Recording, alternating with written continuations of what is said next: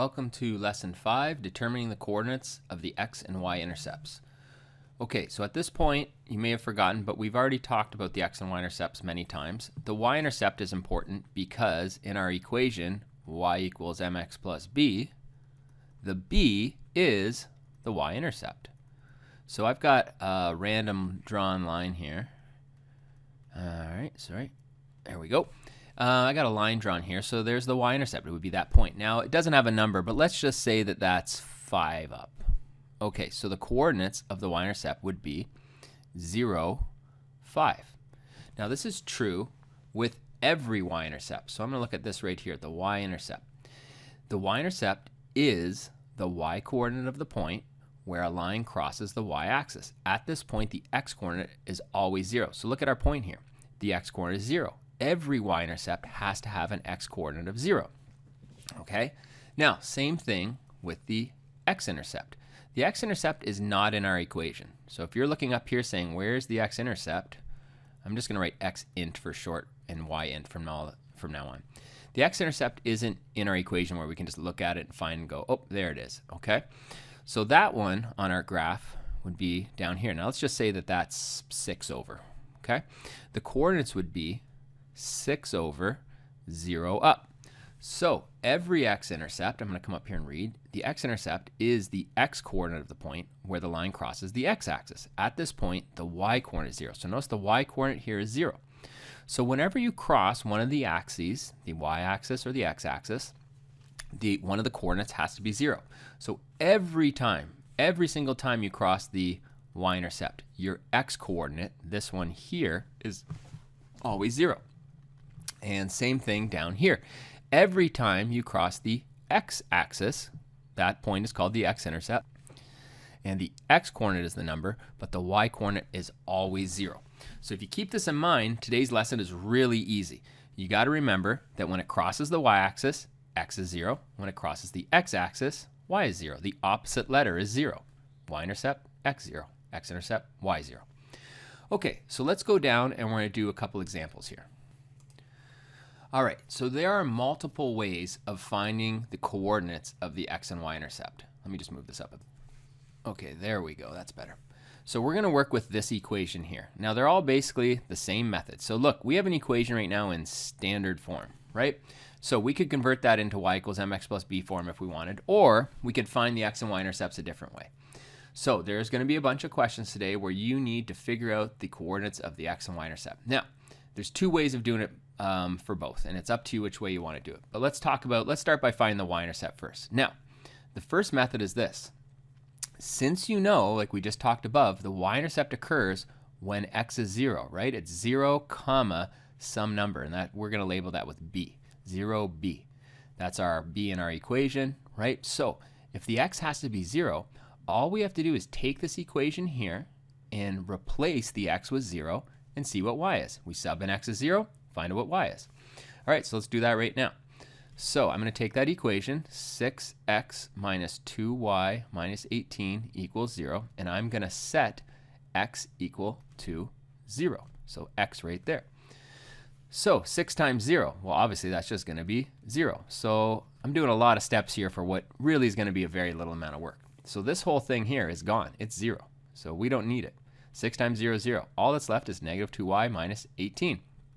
All right, so our job to figure out y is isolate the y. So move the 18 the other side, the negative 18 by adding 18. So now we have negative 2y equals positive 18. Divide both sides by negative 2. I've got to squish it in here. I'm running out of room. And y equals negative 9. So that means the coordinates of my y-intercept are 0. The x-coordinate is 0 because we made x 0 up here. And the y-coordinate we just found is negative 9. And that's all it takes. That's the whole process. If you want to find your y-intercept, make x 0, solve for y. So I'm going to go put that on our graph right now. I'm going to highlight that guy. 0, negative 9. I'm going to put him on my graph. 0 over 9 down. So this line crosses the y-axis right there, and I'm even going to label it. And when you do your homework, I want you to label for these questions the x and y-intercept. Okay, so there's that. Now that's one way of finding your y-intercept. The other way of finding it is just rearrange the equation into y equals mx plus b form, which we learned in our previous lesson. So let's take that equation 6x minus 2y minus 18. And let's rearrange it in y equals mx plus b form. So remember, the first step is leave the term that has the y alone and move the other terms over. So we're going to subtract 6x and add 18, opposite operation. Then we're going to divide all the terms by the coefficient of y, which is negative 2. And we get y equals 3x, and a positive 18 divided by negative 2 is negative 9. Okay, so notice right here, see that negative 9? That's b. That's my y-intercept, right? So 0, negative 9. It's the same thing we got above, x and y. So you can also find your y-intercept that way. And obviously, the other nice thing about rearranging it instead is now I also know my slope. So my slope is 3. So if I wanted to graph it, I could go, it's 3 over 1. I could go up 3 over 1, up 3 over 1, and graph it that way. Okay, so now you have two methods of finding your y-intercept. And which way you like to do it is totally up to you. Let's find the x-intercept next. Okay, the x-intercept occurs based on our graph above, remember, on the x-axis. And that every point on the x-axis, the y-coordinate is 0.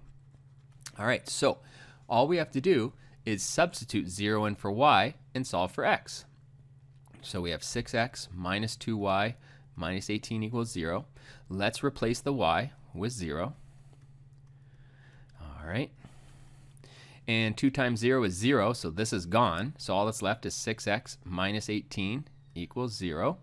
And let's add 18 to both sides. 6x equals 18. Divide both sides by 6. And I just got to squish it in. X equals 3. So that means our coordinates are, the x coordinate we just found is 3. And the y coordinate, we remember at the very start, we set it equal to 0. So there's our coordinates. So I'm going to go put that on the graph. 3, 0. 3 over, 0 up. There it is right there. 3, 0.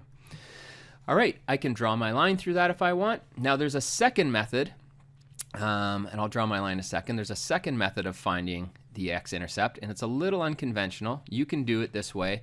You know what? I'm going to save it for another lesson another day because it's a little different. But what you can do is rearrange the equation, but instead of isolating y, isolate x. So for some of you that want to try that, see what happens when you rearrange the equation. What do you get here?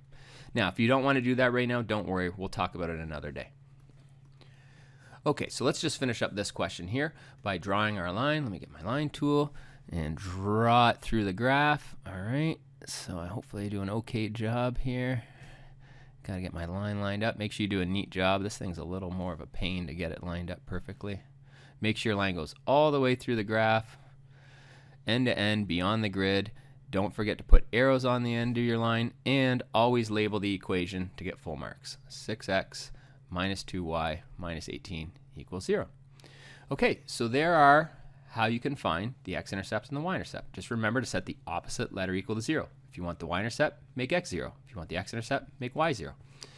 And let's also verify. Remember we found the slope earlier? Slope was 3 over 1. So let me start at this point. I'm going to start down here and go up 3, 1, 2, 3 over 1. 1, 2, 3 over 1. Notice how I'm hitting my line every time. 1, 2, 3 over 1. It worked. I drew the line correctly. I can verify with my slope. See how I keep going up 3 over 1, up 3 over 1? We don't need to do that for this question, but I just wanted to show you how our slope still works. Okay, we're going to do one more quick example here. All right, this one always seems to mess people up. I used to give this on a quiz and test, and when we get back to school or a final exam, you will get a question just like this. So find the slope of a line using the slope formula that has an x-intercept of 5 and a y-intercept of 10. All right, so let's remind ourselves what our slope formula is first. I'm going to write that down. This is a formula we learned last week that you need to know. So anytime we say the slope formula, we mean this one. Now, obviously, there's two other versions of it. I'll write them down below, right? Slope is also equal. I'll write them over here. Slope is also equal to rise over run on a graph. And slope is also equal to change in y over change in x in a table. But the slope formula, when people say the slope formula, they mean y2 minus y1 over x2 minus x1. Now, the little 2's and 1's go below, just saying that those are different. Now, how are we going to use this to figure that out? Well, we have an x-intercept of 5. So let's write out what are the coordinates of the x-intercept. And I'm just going to write x int for short. All right, the x-coordinate is 5.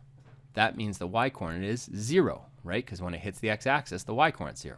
And if you get a question that says the y-intercept is 10, well, that means the y-coordinate is 10 and the x-coordinate is 0, because when it crosses the y-axis, x is 0. Now, let's substitute those into our equation. So remember how we could label these x1, y1, x2, y2. And let's just sub this in. y2 minus y1. Well, 10 minus 0. And x2 minus x1. 0 minus 5. So what I'm interested in your homework is, do you know the formula? And I'm going to basically give you a mark for check. You showed the formula. You labeled your points over here, you know, x1, y1, x2, y2, wrote them out. You substitute them in, right? And then let's see if we can actually find the answer. 10 minus 0 is 10. 0 minus 5 is negative 5. So a lot of people put positive, it's negative. And 10 divided by negative 5 is negative 2. So there's our slope. We have a slope of negative 2. All right. So that's how you can find the slope using your slope formula. So this question is a bit of a review to make sure you 100% know the slope formula, not just to find the number, but know the formula, know how to write it out, know how to substitute the points in. All right, so that ends lesson 5. Make sure you do the reading, the PDF file that I sent you, and do the assigned work.